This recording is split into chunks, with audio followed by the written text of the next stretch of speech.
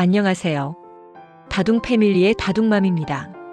오늘은 인간 행동과 사회 환경 4장, 정신력 동이론 세 번째 시간으로 융의 분석 심리 이론을 정리해 보겠습니다. 프로이트, 에릭슨에 이어서 융까지 이해하면 정신역동 계열의 큰 줄기가 거의 완성된다고 볼 수 있어요.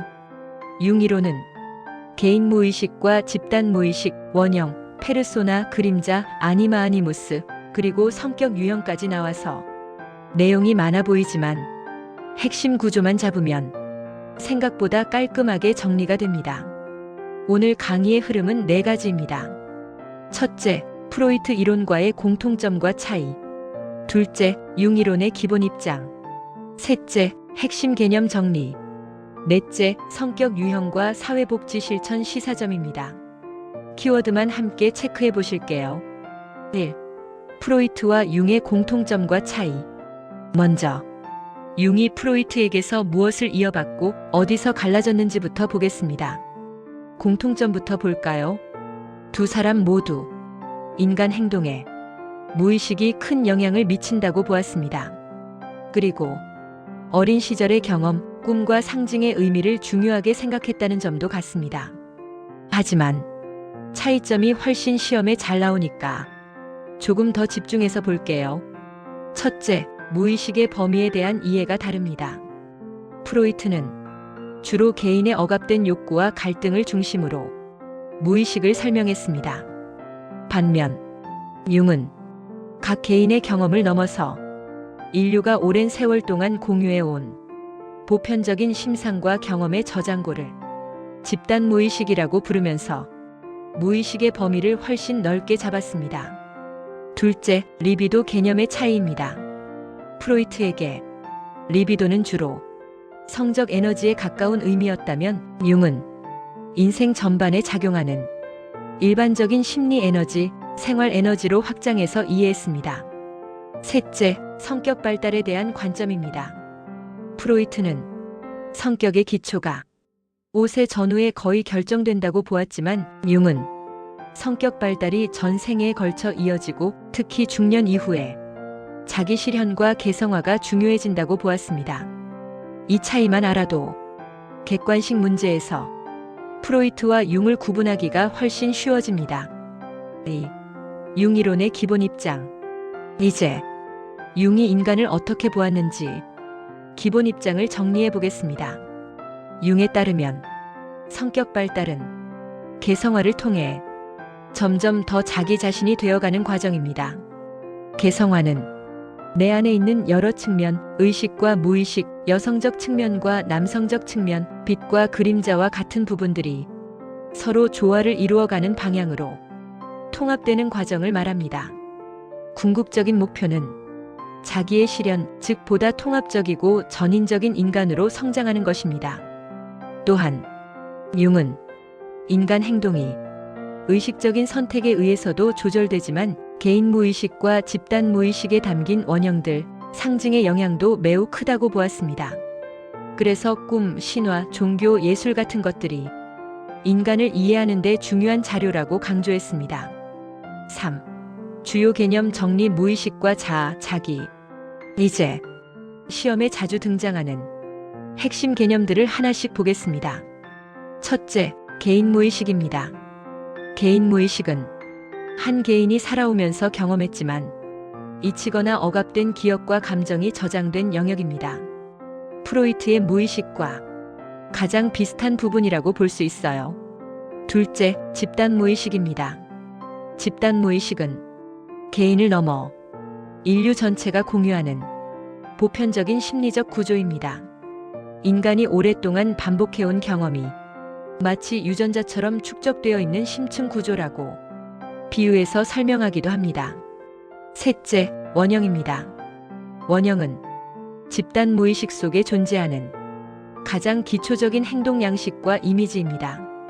어머니상, 영웅, 지혜로운 노인, 아이, 그림자 같은 것이 대표적인 원형들입니다. 이 원형들이 꿈, 신화, 동화, 종교 상징 속에서 다양한 모습으로 나타난다고 봅니다.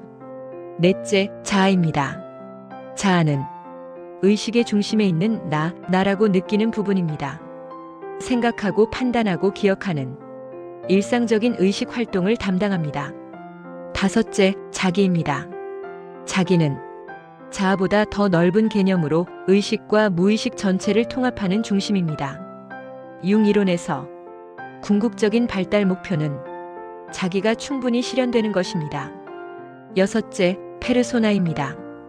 페르소나는 사회적 가면, 사회적 역할에 해당합니다. 가정에서의 나, 직장에서의 나, 친구들 앞에서의 나처럼 타인에게 보여주는 외적 이미지입니다. 적당한 페르소나는 사회생활에 필수적이지만 가면 속에 진짜 자신을 잊어버릴 정도로 페르소나에만 매달리면 내면과의 불일치가 커질 수 있습니다. 일곱째, 음영 또는 그림자입니다. 그림자는 내가 인정하지 않거나 받아들이기 힘들어서 무의식 속으로 밀어넣어둔 부정적인 측면을 말합니다.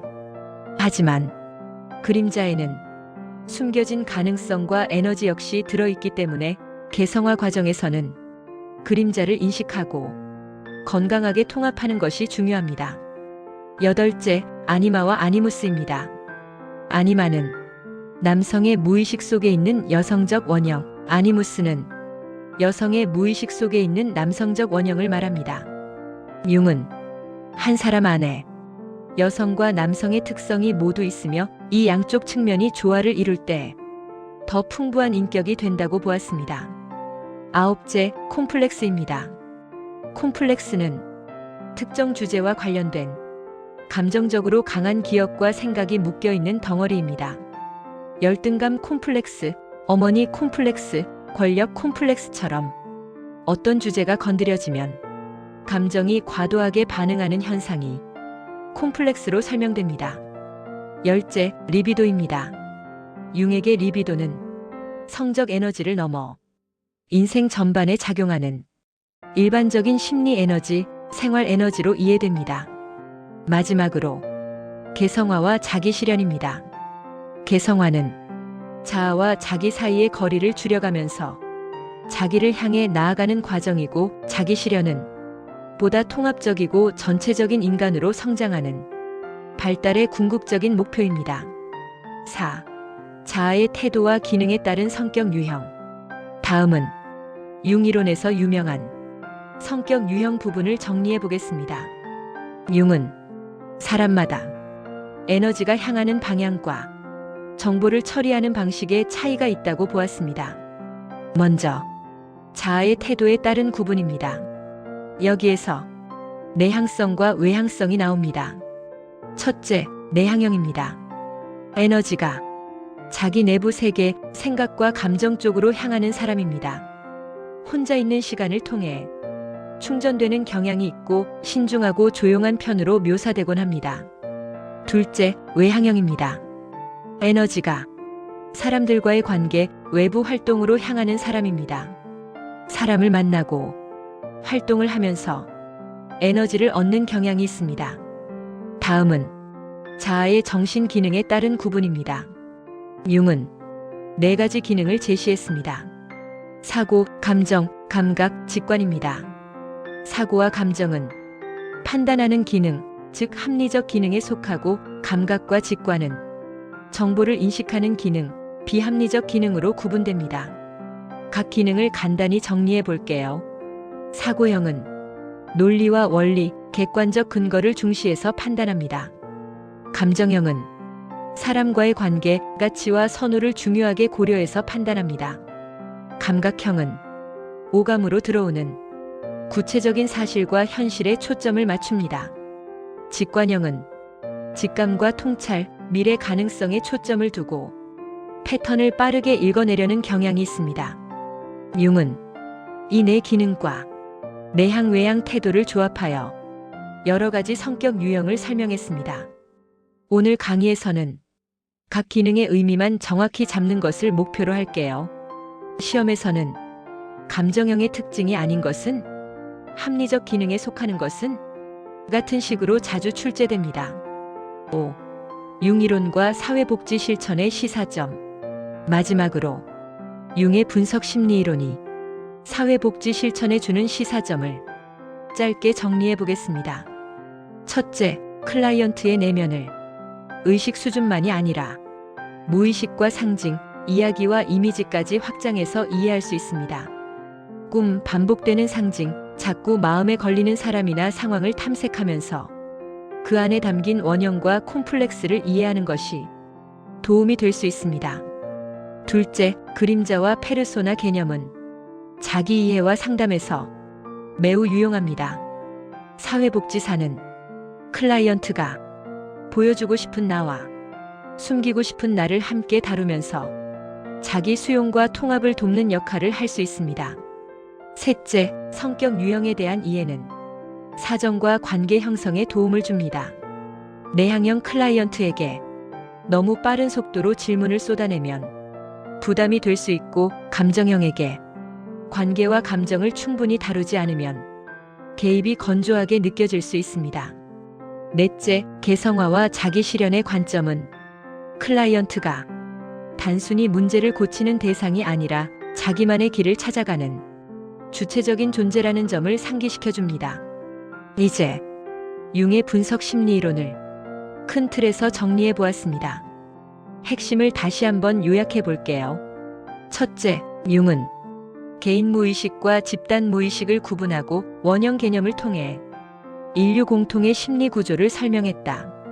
둘째, 자아는 의식의 중심, 자기는 의식과 무의식을 통합하는 중심이며 성격 발달의 궁극적인 목표는 자기 실현과 개성화이다. 셋째, 주요 개념으로 페르소나, 그림자, 아니마 아니무스, 콤플렉스, 리비도 등이 있고 각각의 의미를 구분할 수 있어야 한다. 넷째, 성격 유형은 내향형과 외향형, 사고, 감정, 감각, 직관의 네 가지 기능 조합으로 설명된다. 다섯째, 사회복지 실천에서는 무의식과 상징, 그림자와 페르소나, 성격 유형을 이해하는 것이 자기 이해와 관계 형성, 개성화 지원에 도움을 준다. 이 5줄을 기억해 두시면 융이론의 뼈대는 충분히 잡힌 거라고 보셔도 됩니다. 영상이 도움이 되셨다면 구독과 좋아요, 알림 설정까지 꼭 눌러주세요. 궁금한 점이나 다음에 다뤄줬으면 하는 이론이 있다면 댓글로 편하게 남겨주세요. 함께 공부해 주셔서 감사합니다. 다음 영상에서 또 만나요.